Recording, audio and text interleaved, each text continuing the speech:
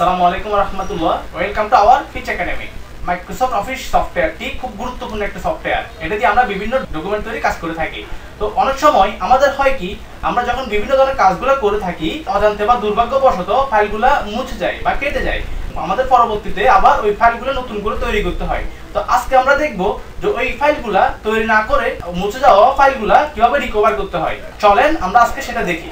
যেমন দেখেন, আমাদের একটা ডকুমেন্ট আমরা রেডি করলাম। এখানে রেডি করা অবস্থায় আমরা সেভ না করে ফাইলটা আমরা কেটে দিলাম।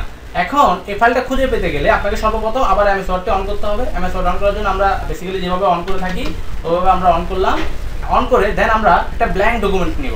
ব্ল্যাঙ্ক ডকুমেন্ট নেওয়ার পর এবার আমরা ফাইলে যাব। ফাইলে গিয়ে ইনফোতে যাব।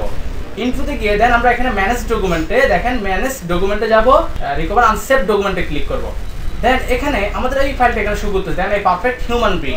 তাহলে আমি এখানে ক্লিক করে জাস্ট ওপেনে দিলে আমার ফাইলটা আবার আগের মতো চলে আসবে। ওকে।